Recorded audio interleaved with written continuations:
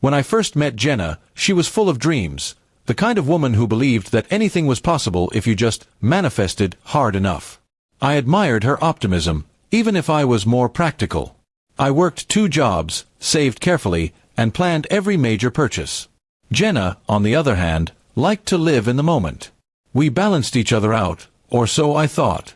A few months into our engagement, Jenna started talking about her dream car, a luxury SUV she'd wanted for years. I didn't think much of it at first.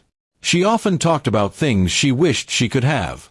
But this time, her tone was different. She said, "I can see myself driving it, babe. I just know it's meant for me." I smiled and told her that maybe one day we could afford it together. One Saturday morning, she asked me to go with her to the dealership, just to look.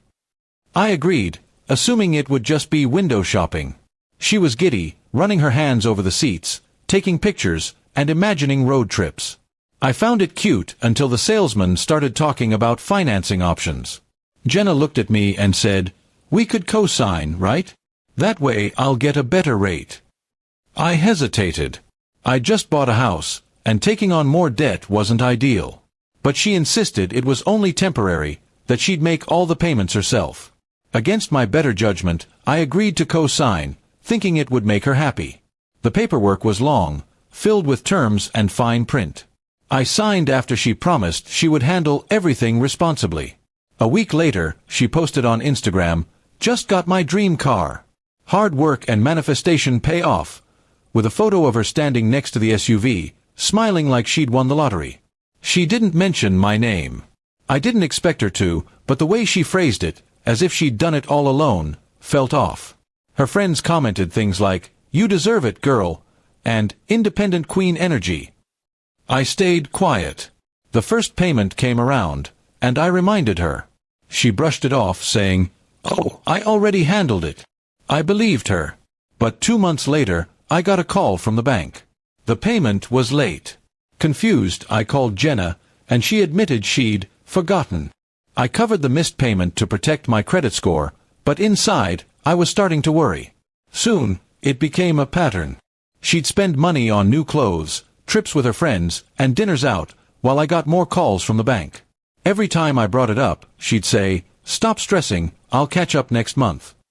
But the next month never came. The loan was $90,000, and my name was on it. One day, I checked her social media again. She'd posted another photo of the car, captioned, "My baby. Still can't believe I did this on my own." The comments poured in, and she soaked up the praise. I realized then she didn't see us as a team. She saw me as a tool to get what she wanted. When I confronted her, she got defensive. "You're making a big deal out of nothing," she said. "It's just a car. I'll pay eventually." But when I asked her to show me proof of payments, she couldn't. That's when I decided to call the dealership and find out the balance myself. The number shocked me. She hadn't paid in 3 months. I told her I was done covering for her. If she didn't start paying, I'd have no choice but to sell the car or have it repossessed. She exploded, accusing me of trying to ruin her dream. But her dream had already become my nightmare. I was the one losing sleep, watching my credit slip because she wanted to look successful online. I eventually called the lender, explained the situation, and arranged for the car to be returned voluntarily. It wasn't easy, but I couldn't keep enabling her behavior. Jenna was furious. She told everyone I took her car out of spite. But I didn't care anymore. I was done being blamed for her choices.